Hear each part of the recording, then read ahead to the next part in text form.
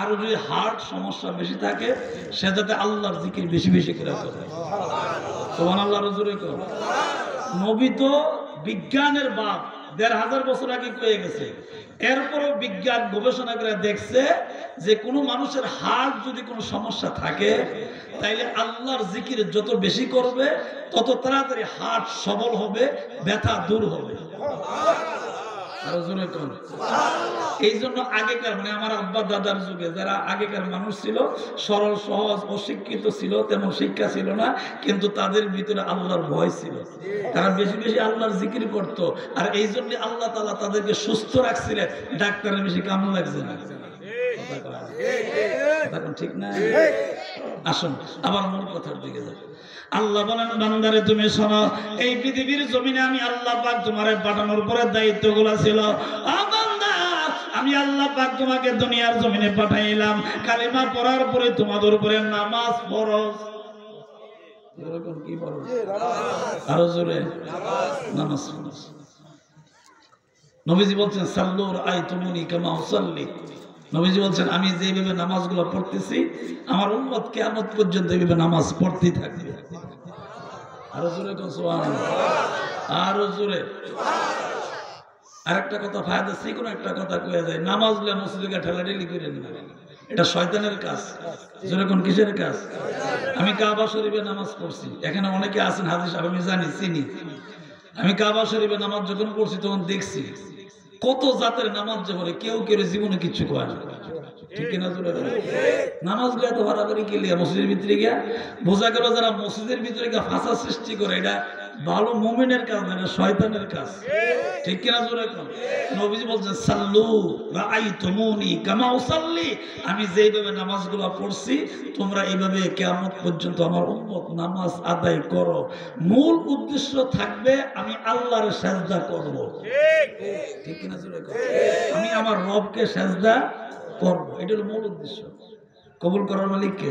আল্লাহ। আরো জোরে কোন আল্লাহ, আরো জোরে আল্লাহ। আল্লাহর পয়গম্বর মদিনার জমিনে চইলা যায়। ঘটনা অনেক বড়, সংক্ষেপ বলি যেহেতু আমার পরে আজরে সব কথা বলবেন। মক্কায় হিজ করে হিজরত করে মদিনার জমিনে চইলা যায়, এটা এই মাসের ঘটনা। নবীজির বয়স 52 বছর। কত বছর? আরো জোরে।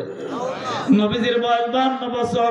মনটা খারাপ, মা বাবা দুনিয়ার জমিনে নাই, দাদা নাই, গার্জিয়ান গুলো একের পর এক চলে গেছে। মক্কার মানুষগুলো নবীজির উপর অত্যাচার জুলুম করে। বিভিন্ন কারণে আল্লাহ পাক ডাক দিয়ে বলেন, জিবরাইল, ও জিবরাইল, আর দেরি করিস না, আমার বন্ধুকে আমার দরবারে নিয়ে আসো। আরো জোরে কোন, আমার বন্ধুরা আমার দরবারে নিয়ে আসো। খুব খেয়াল করে। জিবরাইল তাকায় গেলেন, ডাক দিলেন, ও পয়গম্বর। নবীর ঘরে গেলেন, যা দেখে নবীজি শুয়ে রইছেন। কি করতেছেন? আরো জোরে। মাথার পাশে গিয়ে দাঁড়াইলেন। নবীজির মাথাটা মাথা মুবারক, মাথা পাও মুবারক, কারণ নবীজির পুরাটা দেহ ছিল পবিত্র। সুবহানাল্লাহ, আরো জোরে। যুদ্ধের ময়দানে গভীর রাতে নবীজি প্রস্রাব মুবারক করে পাত্রের মধ্যে রেখে দিয়েছেন। যুদ্ধের ময়দানে হঠাৎ করে এক সাহাবীর পানির পিপাসায় যুদ্ধের ময়দান থেকে নবীজির তাঁবুর ভিতরে চলে আসছেন। পানির পিপাসায় বুক পাইটা যায়, বিছনা থেকে কোনো জায়গায় পানি দেখা যায় না, পাত্রের মধ্যে একটু পানি দেখা যায়।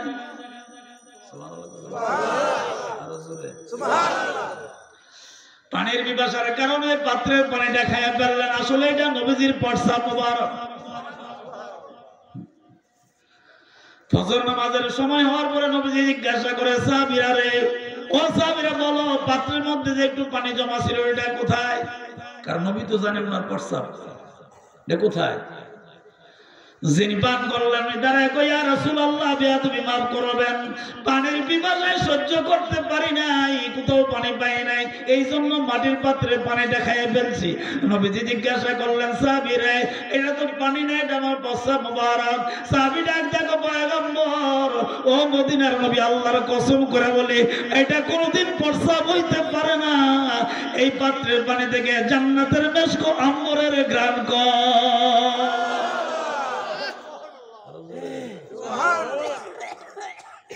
জিবরাইল রে আমার নবীকে তুমি বলে দাও। উম্মতদেরকে বলে দেওয়ার জন্য যখন কালিমা পড়বে তারপরেই নামাজ। কালিমা পড়ার পরে কি নামাজ। জোরে কোন কি আল্লাহ নবী হিজরত করবেন 52 বছর নবীদের বয়স। আল্লাহ তাআলা মেরাজে নিলেন। ঘটনা বড়, আমি সেদিকে কথা বলার সময় নেই, সংক্ষেপে বলি। ফিরে যখন আসলেন আল্লাহ তাআলা 5 ওয়াক্ত নামাজ দিয়ে পাঠাইলেন।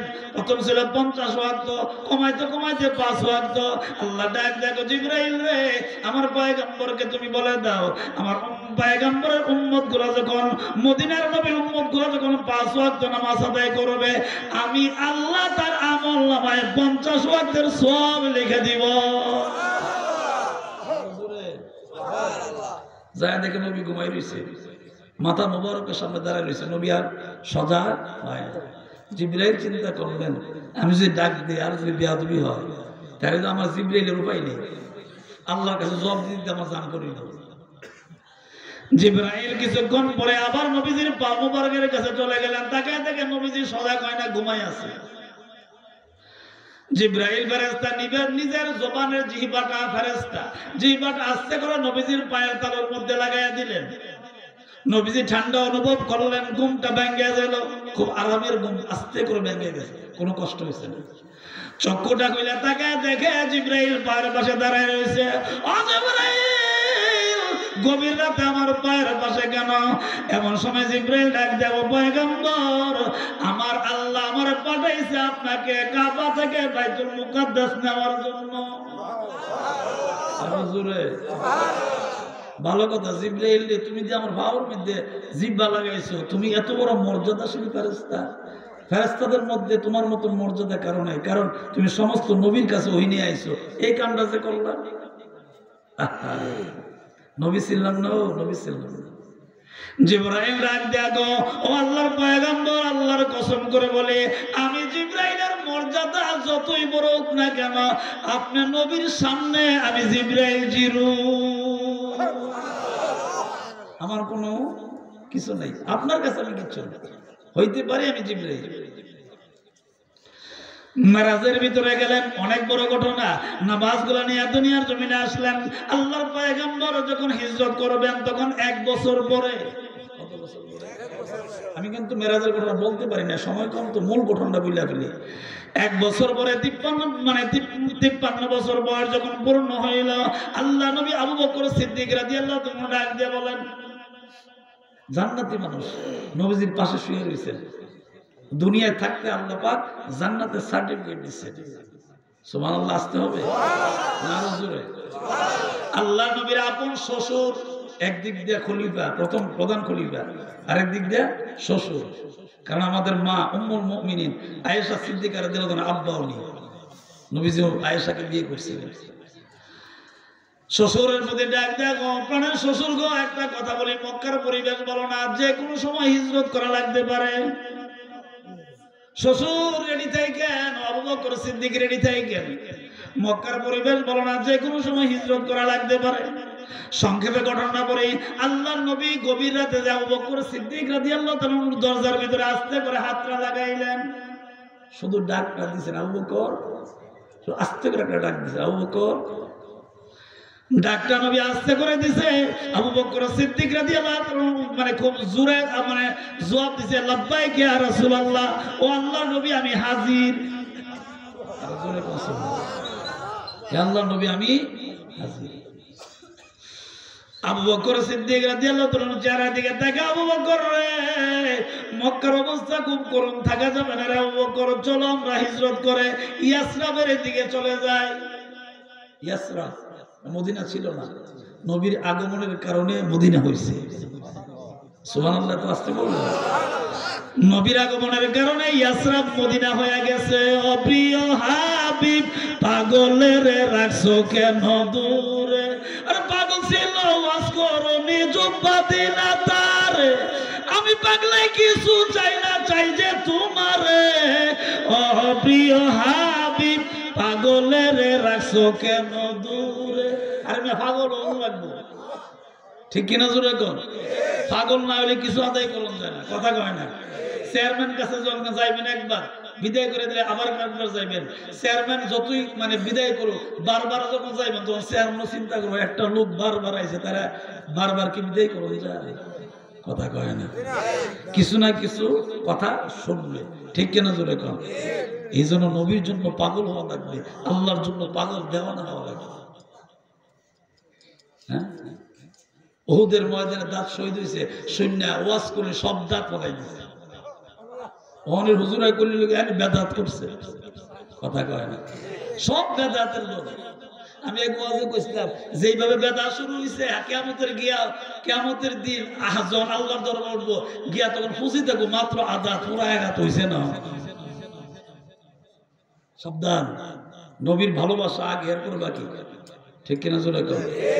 যে যাই বলো বলো, অসুবিধা নেই, আমার গালি তো মঙ্গল সমস্যা নাই, আমি আমার নবীকে জানের চেয়ে বেশি ভালোবাসি। কথা কোন ঠিক না? ঠিক। আমার নবী আছে, আমি আছি, নবী নাই আমিও নাই। কারণ নবী, আল্লাহ বলছেন নবী আছে আমি আল্লাহ আছি, নবী নাই তোমার জন্য, নবী নাই আমি আল্লাহ তোমার জন্য নাই। কোরআন, ঠিক কিনা জোরে কর? জিবরাইল নাই, আল্লাহর পয়গম্বর আবু বকর সিদ্দিক রাদিয়াল্লাহু তাআলা ডাকে, উটের উপরে আরোহণ করলেন। কাবা ঘর চার কোণাওয়ালা ঘর, কালো একটা গিলাপ লাগানো আছে, কালো গিলাপটার দিকে তাকাইলেন। আরে কত কষ্ট নবীজি করছে, এই চিত্রটা খুবই কষ্ট। এবং নবীজি এত কান্দা কাঁদছেন ওই সময়। কাবা ঘরের পাশে দাঁড়াইয়া উটের উপরে নবীজি বইসা রয়েছে, পেছন দিকে তাকায় দেখে কাবা ঘরের কালো গিলাপ দেখা যায়। কাবা রে, ও কাবা, দীর্ঘদিন পর্যন্ত তোমার সামনে লইয়া আমার মাওলারে আমি সেজদা দিছি রে কাবা, আমি চাই না রে তোমারে ফলাইয়া কোথায় চলে যায়, কিন্তু মক্কার অবস্থা ভালো না রে কাবা, আমি আর মক্কাতে থাকতে পারলাম না, আমি তোমারে ফলাই এখন ইয়াসরা ওয়াজানা একটা রাস্তায় চলে যায়। নবীজি কাঁদতে কাঁদতে কাঁদতে কাঁদতে বর্তমান মদিনা শরীফ যেটাকে বলা হয়, এই মদিনা শরীফের রাস্তার দিকে রওনা দিচ্ছেন। যাইতে যাইতে যাইতে যাইতে নবীজি মদিনার সীমানার ভিতরে পৌঁছে গেছেন। এই মিয়া, নবীর জন্য যদি চোখে পানি না আসে, কার জন্য পানি রাখছেন মিয়া? নবীজি যখন মদিনার দরবারে যখন সীমানায় যখন পৌঁছে গেলেন, মদিনার সমস্ত যুবক বৃদ্ধ আবাল বনিতা যা আছে সব মানুষরা রাস্তার দুই পাশে দাঁড়ায় রইল, একটা নজর নবীজির চেহারা দেখার জন্য। এমন সময় নবীজি রাস্তার ভিতরে প্রবেশ করে দেখে দুই পাশে মানুষগুলা দাঁড়ায় রয়েছে।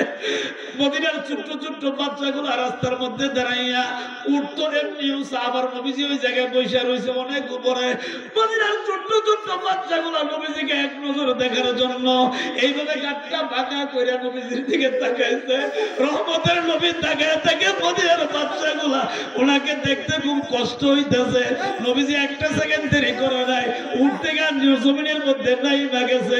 মদিনার বাচ্চাগুলার মাথার মধ্যে আদর করে ডাক দেখো, মদিনার বাচ্চারা রে, মক্কার মানুষগুলা যদি আমার এইভাবে আমাকে আদর করতো, মায়া করতো, আমি কোনোদিন আমার জন্মস্থান মক্কা ছেড়ে আসতাম না। ও মদিনার মানুষেরা জানুনি, মক্কা শরীফে নামাজ পড়লে আমার উম্মতের এক রাকাতে 1 লক্ষ রাকাতের সওয়াব হয়। আল্লাহ আল্লাহু আকবার, আল্লাহু আকবার। মদিনার বাচ্চাগুলি যখন নবীজির দিকে তাকায়, নবীজি বাচ্চাগুলোর মাথার মধ্যে হাত বোলা বলে আদর করে। মদিনার বাচ্চাগুলো কান্দে, নবীও কান্দে। এমন সময় মদিনার বাচ্চাগুলো নবীজিরে প্রশ্ন করে, ও আব্দুল্লাহর ছেলে মুহাম্মদুর রাসূলুল্লাহ সাল্লাল্লাহু আলাইহি সাল্লাম কোথায় 450 মাইল দূরে 13 মঞ্জিল পার হয়ে আমাদের কাছে আসছেন? নবী গো,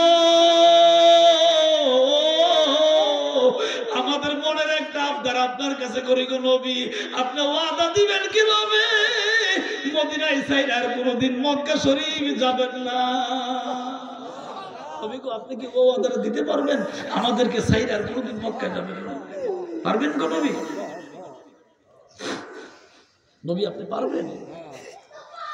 নবী তখন বলছিল, এমনি তো কান্নারত অবস্থায় নবীজি আরো কান্না করছে।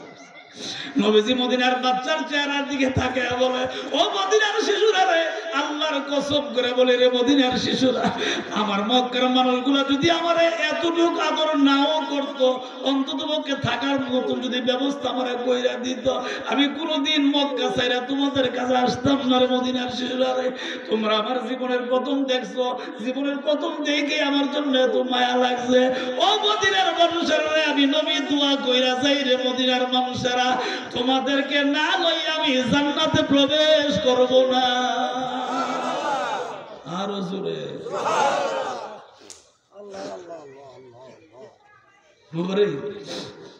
বাচ্চাগুলারে কোরআন শিখেন, বাচ্চাগুলারে নবীর শান শিখেন, যাতে বাচ্চাগুলো গালাগালি না করে।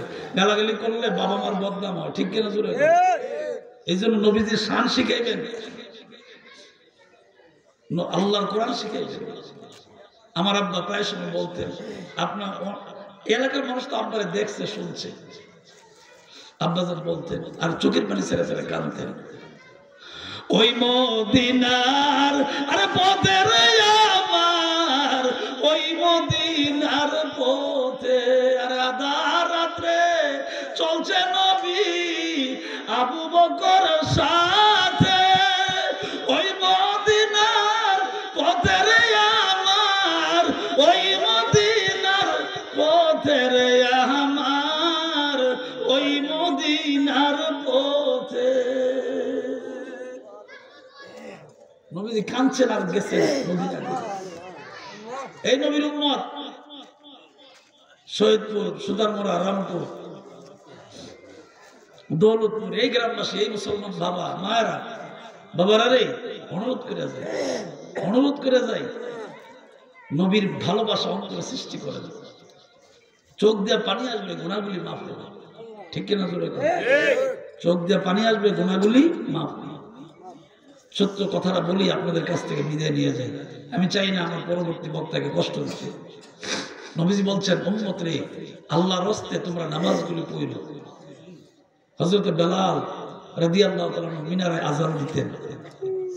এই মিয়া কালো মানুষ বলে কখনো হিংসা করবেন না, একটা কথা বলে যায়, মনে হয়েছে এই জন্য কই, কালো মানুষকে কখনো হিংসা করবেন না, কারণ আমার মতন সুন্দরে আল্লাহ বানাইছে, আবার কালো মানুষটারও আল্লাহই বানাইছে। কথা কোন ঠিক না? কেন বলছি? হযরত বেলাল রাদিয়াল্লাহু তাআলা 1 নম্বর উনি ছিলেন কালো, 2 নম্বর উনি ছিলেন তুতলা, মুখে কথা লাগতো, নবীজির নামটা উচ্চারণ করার সময় সঠিকভাবে করতে পারেন। কারণ কি, ওনার জিহ্বার ভিতরে লোহার শিক দিয়া এখানে মানে শাস্তি দেওয়া হয়েছে, তার মালিক তাকে কাজটা করছে। সেই বেলাল, মদিনার মানুষ নবীকে বলছে, নবী গো, হে কালো মানুষ, জিহ্বার মধ্যে কথা লাগে, মুখে কথা লাগে, মুয়াজ্জিন টজ্জিন পরিবর্তন করে, সুন্দর একটা মানুষ, কোকিল কণ্ঠস্বর একটা বানান। ঘটনা অনেক বড়, সংক্ষেপে বলি, আল্লাহ ডাক দেখো, জিবরাইলে আমার নবীর কাছে যাও, মদিনা যাও। আইসেন মদিনা, আল্লাহ কো জিবরাইল নবীরে জিজ্ঞাসা করো, আমার বেলাল কই? সুবহানাল্লাহ বলবেন, আরো জোরে কর। তাইলে বোঝা গেল কালো মানে হাফসি বংশের লোক, কালো মানুষ, খাটো, চেহারা কুচরি, সব যে দেখতে অপছন্দ, কিন্তু আমার আল্লাহ পছন্দ করছে, ঠিক কিনা জোরে? কিসের কারণে? নবীর প্রেম ভালোবাসা থাকার কারণে। কথা কোন ঠিক না বেঠিক? বাবারে, আমি আমার ওয়াজের প্রথম বয়সে, মানে প্রথম জোরে কথা কইতাম, এখন আজকে যত আওয়াজ করে কথা বলছি, আমি এত আওয়াজ করে এখন কথা বলি না, কারণ আমার প্রতিদিন কথা বলা লাগে। এটা আল্লাহর কি কুদরত, আল্লাহ এবং রসুলের কথাগুলি স্মরণ হওয়ার কারণে অন্তরটা, দিলটা নরম হয়েছে, চোখ দিয়ে পানি আসছে, জবানটা আওয়াজ বাইরে গেছে, এটাকে আমি কন্ট্রোল করতে পারি না। ছোট্ট একটা কথা বলে যাই, বাবারে, আপনাদের মসজিদ পাশে আছে না নাই? আমি তো আপনাদের মসজিদের ভিতরে গেছি। আপনাদের ঘর বাড়িটা যদি এত সুন্দর হয়, মসজিদটা কি সুন্দর হওয়া দরকার না? কথা বলেন ঠিক না বেটি? আমার ঘর যদি এত সুন্দর হয়, আমার আল্লাহর ঘরটা তো আমার ঘরের চেয়ে আরো সুন্দর হওয়া দরকার। কথা বলেন ঠিক না বেটি? এই জন্য নামাজ পড়া দরকার আছে না নাই? জন্য বলেন। সংক্ষেপ একটা কথা বলি, তাহলে আল্লাহর নবী বেলাল আযান দিতেন রাদিয়াল্লাহু তাআলা আনহু। নবীজি ইমাম মুরসালিন, মুরসিদ নবীর ভিতরে নামাজ পড়াইতেন। খুব খেয়াল করবেন, খুব খেয়াল করবেন। নবীজির জীবনের বহু কষ্ট। কিয়ামতের দিন বেনামাজে উঠলে কি জবাব দিবেন নবীর কাছে? আল্লাহ তো জবাব নিবেন, এর আগে নবীর কাছে কি বলবেন? আল্লাহর নবী তাকে দেখলেন মরছে নবীর ভিতরে ১৬ লক্ষ সাহাবীরা নবীর পেছনে নামাজ পড়ে। কয়জন? ১৬ লক্ষ। হাদিসের এক জায়গায় আসছে ১,৩৭,০০০। ১,৩৭,০০০ সাহাবী। এদিকে কোনো আওয়াজ হয় নাকি? আবার হইতে পারে, কোনো আওয়াজ থাকতে পারে। বাবা একটু কষ্ট করে বাহিরে আওয়াজ আসলে আমাদের বক্তারা কথা বলতে কষ্ট হয়। বাবা রে, অনেক কষ্ট করে কথা বলি, নিজের উপকার হোক আপনাদের উপকার হোক, ঠিক কিনা? আরে মিয়া কিছু কবুল না, এই যে নবীর মহব্বতে কাঁদছি, এটার উসিলা তো আল্লাহর দরবারে দাঁড়াইতে পারবো যে আল্লাহ কিছু করতে পারি নাই, তোমার নবীর প্রেম ভালোবাসার কারণে কাঁদছি, এই খাতিরে মাফ করে দাও। কথা কোন ঠিক না? নবীজির মেয়ের জামাই আসাদুল্লাহ আল গালিব, ফাতেমা রাদিয়াল্লাহু তাআলা আনহার স্বামী, নবীজির মেয়ের জামাই, মেয়ের জামাইয়ের চেহারার দিকে তাকাইলেন। আলী, আমি তাকায় দেখছি দীর্ঘদিন পর্যন্ত সাহাবীরা আমার পেছনে নামাজ পড়ে, নামাজের পরে সমস্ত সাহাবীরা বসে, কিন্তু এর ভিতরে আমি তাকায় দেখছি একজন সাহাবী বসে না, নামাজ শেষ হলে সে বাড়িতে চলে যায়।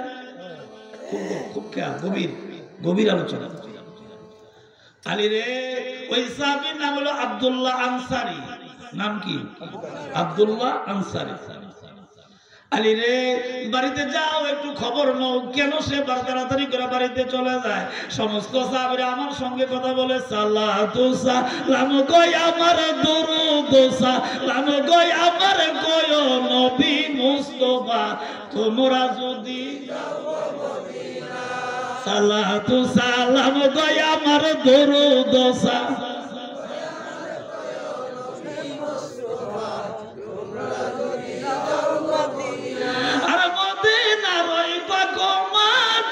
আমি সুরমা বলে চোখে মাখিও, যে দেই কাছে দুই নয়নে, যে দেই কাছে দুই নয়নে, অন্ধ নয়ন থাকবে না তোমরা যদি। জবানটা খুলে বলেন, সালাতু সালাম গয় আমার দুরূদ সালাম, আরে তোমরা যদি। আলী রে, যাও আব্দুল্লাহ আনসারীর বাড়িতে যাও। দৌড়ে আব্দুল্লাহ আনসারীর বাড়িতে গেলেন। নবীর সুন্নত হইল কারো বাড়িতে প্রবেশ করার আগে সালাম দেওয়া লাগে। কি দেওয়া লাগে? এটা নবীর সুন্নত। ডাইরেক্ট কারো ঘরে প্রবেশ করা নিষেধ। সালাম দিতে হবে, ২ নম্বর অনুমতি নিতে হবে, কারণ ওই ঘরে মা বোনও থাকতে পারে, পারে না? থাকতে পারে। সালাম দিলেন, সালামের উত্তর দিলেন, তাকে দেখে ঘরের ভিতরে আওয়াজ না বাইরের আওয়াজ শোনা যায়। বাইরের আওয়াজ, ঘরের ভিতরে আওয়াজ না। হঠাৎ করে ডাক পাশে তাকে দেখে বিশাল বড় একটা গর্ত, গর্তের ভিতরে আব্দুল্লাহ আনসারী দাঁড়ায় রয়েছে। শুধু গলার উপর অংশটা দেখা যায়, নিচের সবটাই গর্তের ভিতরে। ও ভাই, এই দৌলতপুরের ভাইয়েরা বাবারা, মাগো কি জবাব দিবেন আল্লাহর দরবারে? কি জবাব দিবেন? দাঁড়াইতে হবে আল্লাহর দরবারে, কি জবাবটা দিবেন? বাইরে বাবারে কি জবাব দিবেন? নবীর মেয়ের জামাই ডাক দেয়া বলে, আব্দুল্লাহ আনসারীর গর্তের ভিতরে কেন? আলে, আল্লাহর কসম করে বলি রে আলী, নবীর জন্য মায়া লাগে, মহব্বত লাগে, কিন্তু আমি থাকতে পারি না। সমস্ত সাহাবীরা নামাজের পরে কথা বলে, আমি বলতে পারি না। আমার খুব সমস্যা, খুব কষ্ট, এই জন্য আমি দাঁড়াইতে পারি না। কি কষ্ট তোমার মনে, কি সমস্যা তোমার বলো? আলী রে, আমরা 2 জন স্বামী স্ত্রী, আমার 2টা ছেলে আছে, এই 60 জন পরিবারের, কিন্তু আমরা 2 জন স্বামী স্ত্রী, আমাদের 2 জনের মাত্র একটা কাপড়। কয়টা? এই দৌলতপুর মুসলমান মা গো, ও মা, তোমার কি একটা কাপড় গো মা? এই বাবা, আপনার কি একটা কাপড়? আলী, একটা কাপড়। আমি যখন মসজিদে নববীর আজান শুনে, হযরতে বেলালের আজান, আলী রে, আজানটা শোনার পরে আমার বিবিকে গর্তের ভিতরে দাঁড়া করাইয়া বিবির পরন থেকে কাপড়টা খুইলে আমি গায়ে দেই, এই কাপড়টা গায়ে দিয়ে নবীর পেছনে নামাজ পড়ি রে আলী। নবী যখন ডাইন দিকে সালাম ফিরে বাম দিকে সালাম ফিরাই, এরপরে আমার আর সুযোগ থাকে না। আমি যদি নবীর দরবারে বসে থাকি আমার বিবির নামাজটা কাজা হয়ে যাবে। এই জন্য দৌড়ে এসে আমি আবার গর্তের ভিতরে দাঁড়াইয়া আমার পরন থেকে কাপড়টা কইলা আমার বিবির পরনে পরাই দেয়। আমার বিবি ঘরের ভিতরে যে আবার নামাজটা আদায় করে। এইভাবে আমরা দুইজন মিলেমিশে নামাজ আদায় করি।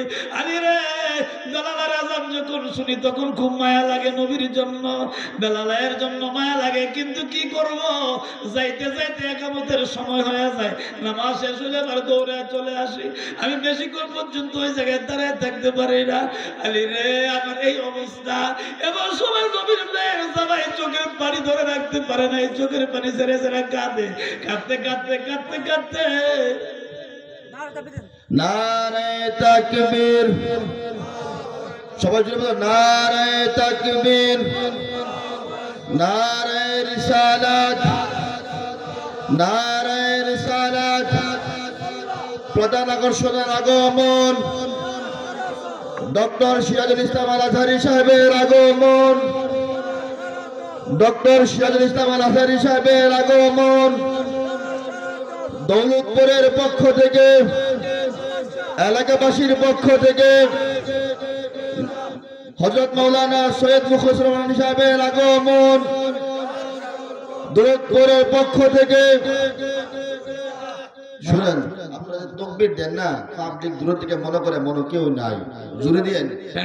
প্যান্ডেল ভর্তি মানুষ, আলহামদুলিল্লাহ আলহামদুলিল্লাহ ভালো হয়েছে। আপনারা মুখ বন্ধ রাখেন কি জবাব বলে আলহামদুলিল্লাহ। যার অপেক্ষা আমরা আছি আমাদের প্রাণ প্রিয় ব্যক্তি, আমাদের এলাকার সন্তান, উচ্চশিক্ষিত একজন মানুষ, আজহার থেকে যিনি ডক্টর ডিগ্রি লাভ করছেন, মালয়েশিয়াতে পড়ালেখা করছেন, উনি আমাদের পাশে চলে আসছে। আল্লাহ তাআলা হুজুর হায়াতের মধ্যে বরকত দান করুন। হুজুর কবেন আমিন, আরো জোরে করুন।